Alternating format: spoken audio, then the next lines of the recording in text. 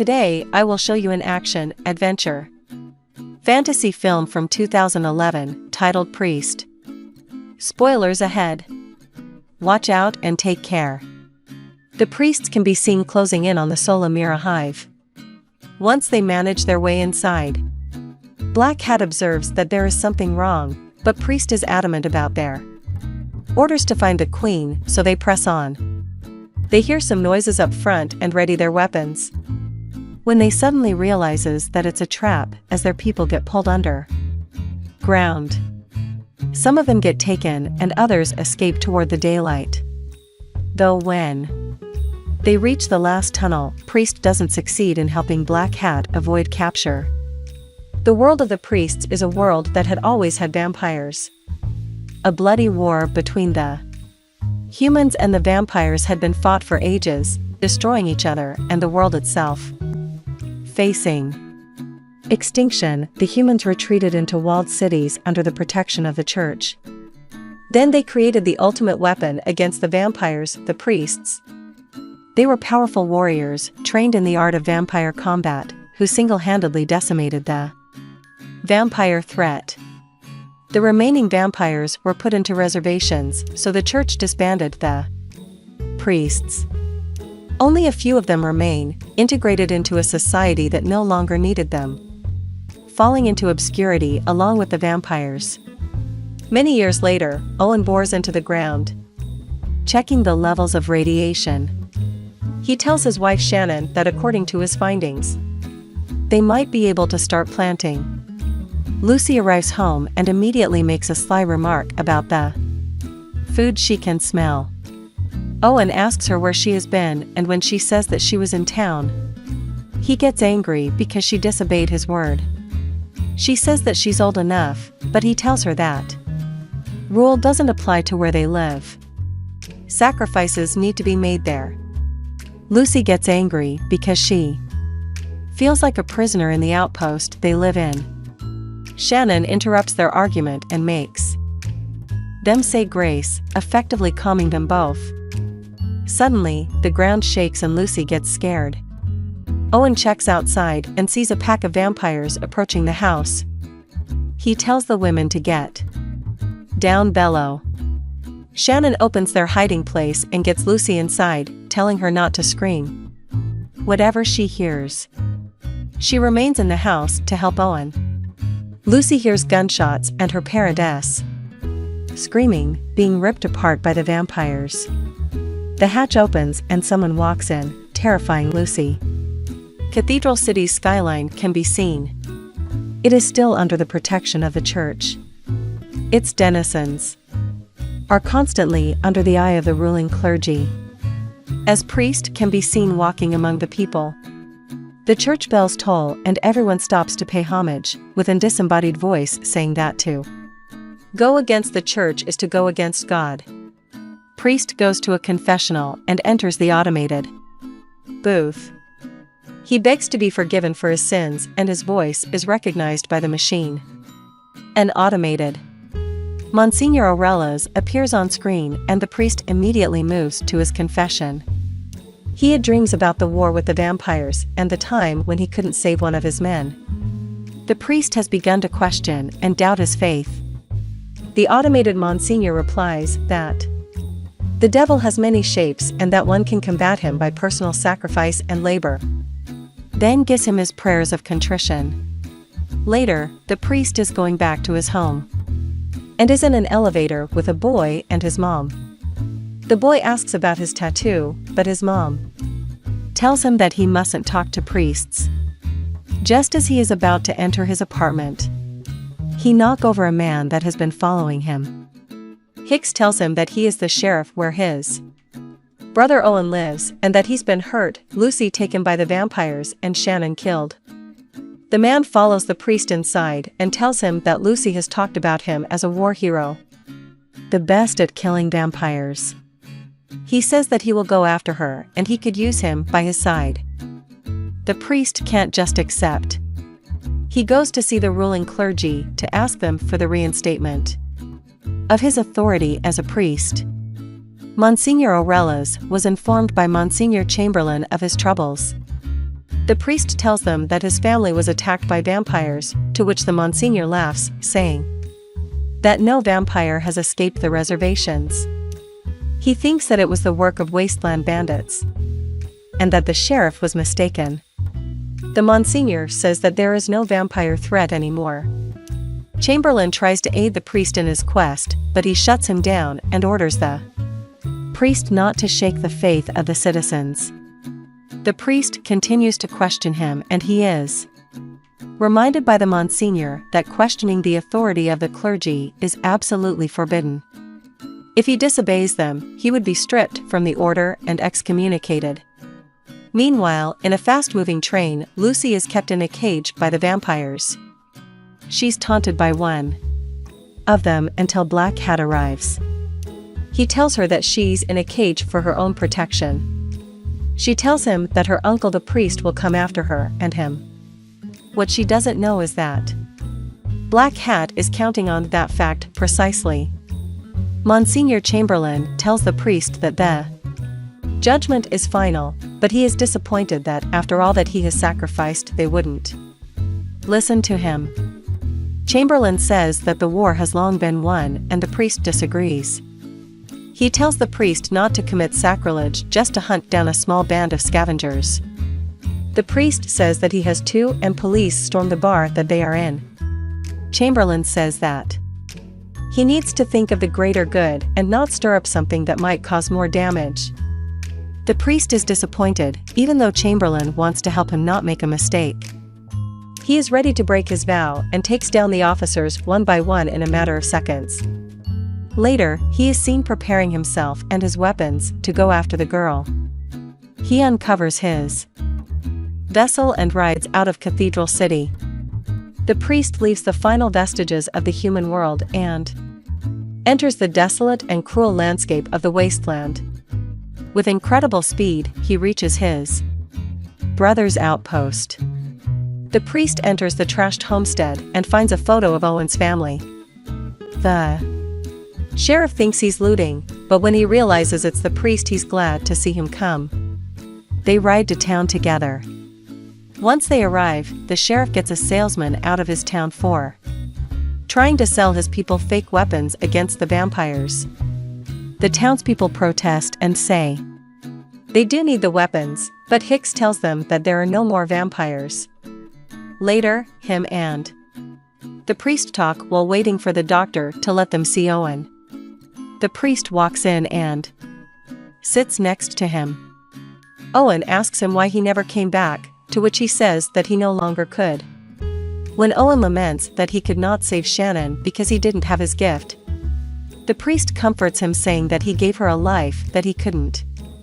She never forgot about him. Owen begs him to promise that he will find Lucy and kill all of the vampires. Later, the sheriff tells the priest that the clergy is looking for him and that they don't allow the rescue of Lucy. He says that he wants to join the priest's rescue party, but he tests him by refusing.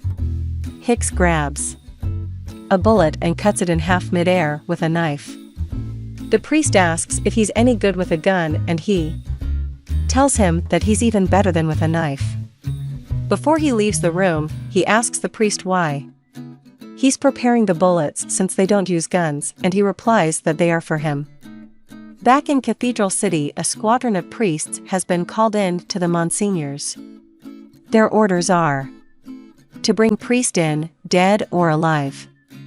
Priestess doesn't like that order, but they still ride. Priest attends his brother's funeral, who's been laid to rest next to Shannon. Hicks joins him at Owen's outpost and asks what he's found.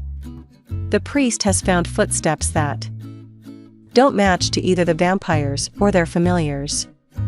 They will begin the search in the direction where those came from. The two of them ride out to the closest vampire reservation. The sheriff says that they are a fallen tribe. They won't have much time since the sun is coming down. Once they enter, they see that there are no guards there and that the place is crawling with illegal familiars. The sheriff explains that most of those people are voluntary familiars, wanting to get infected eventually. They approach a familiar and he tells them that the priest isn't welcome there because their lands are protected. The sheriff tells him what they're looking for and the familiar says that no one has passed through their reservation. They open the main gate and walk inside, finding the place in a terrible state and the guards' bodies scattered on the ground. The priest walks into a cell and interrogates a familiar, threatening him that he will open his master's coffin if he doesn't tell him where Lucy is. Suddenly a group of familiars appears, ready to fight. They attack the sheriff, who runs outside, just to be attacked by the other familiar. The priest appears just in time and kills the familiars, except one. He interrogates him, but he defends the vampires and makes the priest out to be the monster. The sun begins to go down and he tells him that he's too late because the night is their time. Once the sun has set, the vampires come out of their coffins and instantly surround the priest and the sheriff. The priest takes out a Bible and begins to read, but instantly pulls out weapons from between the pages and uses them to kill 2 of the vampires. He battles another, while Hicks tries to shoot one, but when he gets overpowered, the priest kills that one too. Suddenly, one of the vampires lets out a scream and runs away. The priest returns to the familiar and asks him again. He says that they took her west, but that he doesn't even know what is coming. The vampire comes back and attacks the priest. They battle and fall inside the confines of the reservation. Hicks waits with his gun out, but the priest is the one to get out alive. The 2 of them talk about what they should do, and the priest says that the Solomira hive is out west. Hicks has thought that all of the hives were destroyed, but he says that they should still check, and perhaps if they find the missing vampires from the reservation, they will also find Lucy. Then he gives Hicks a few pointers on how to kill vampires, because they don't move like humans. If he wants to kill one, he needs to anticipate their moves. In the meantime, the salesman from the town pays a visit to Black Hat to give him some information. He asks for some compensation, but Black Hat threatens to drink his blood, so he gives him the information regardless. The salesman tells him that the priest showed up in the town after they took Lucy and that he was with the sheriff. Black Hat tells him that he's done well, but still drinks his blood and makes him into a familiar. Simultaneously, Priestess has arrived to the outpost and she is on their trail. The priest and the sheriff ride out west. While having a break, the priest asks him if his brother knew that Hicks was together with Lucy, to which he replies no. And to his question if he loved her, he replies yes.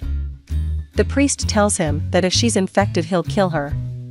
The sheriff says that he won't allow him to do that.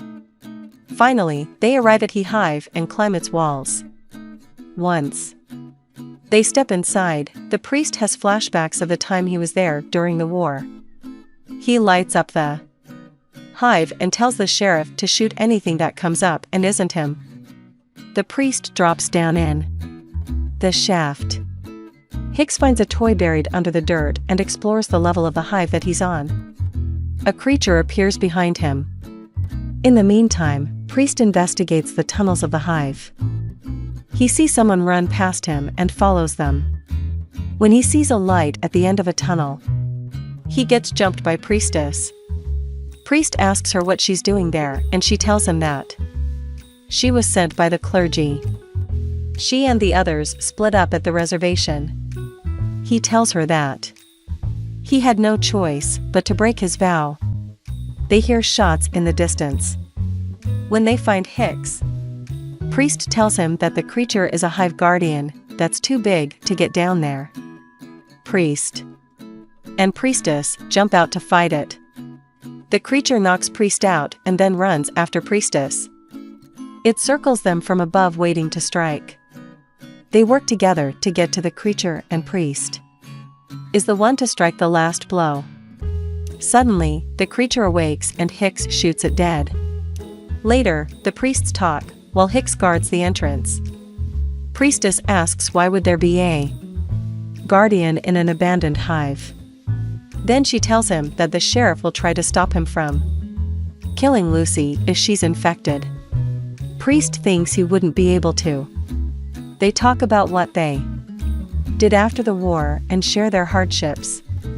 She tells him that she won't take him in, but that she came there to warn him. She, much like him, is suffering from PTSD from the war. In the good moments though, she thinks about him. The three of them continue exploring the hive and get to a new, rebuilt section. They go in, only to find a massive hive made for a new army. The only problem is that there is no one there. As they continue to investigate, Priestess tells Hicks that Priest was taken much later by the clergy and his sacrifice was greater than for most of them. He walks up to them saying that the air is changing and they find a huge exit looking to the town of Jericho, where the other priests were headed. Simultaneously, the vampire train arrives at the Jericho station, to the disbelief of the man who works there. It stops right in front of him, but no one gets out. When he goes to check the door, a vampire kills him. Then Black Hat walks out, calling the others to begin the hunt. A family is listening to music when a vampire crashes into their home and kills the father. The entire town is under attack of the vampire army, as Black Hat conducts it like an opera. Suddenly, the three priests that were after Priest arrive and face him. He takes down the first one with no problem. Black Hat asks the two remaining ones if they want to join him. The following morning, the group arrives at the town to find it desolate. They separate to search through the buildings. Priestess finds dynamite, and Priest walks into an empty house. Hicks and Priestess meet up and he tells her that there is no one left. She says there were too many mouths to feed. They find Priest in the middle of town, praying in front of the bodies of the other priests. She joins him on the ground. Hicks asks what kind of vampire could have killed three of them. Priest replies that it is something they haven't seen before. Then he realizes how the vampires could have vanished from the city before sunrise. They go to the train station, where Hicks tells them that the rail goes up to the cities and Jericho is the last stop in the wasteland.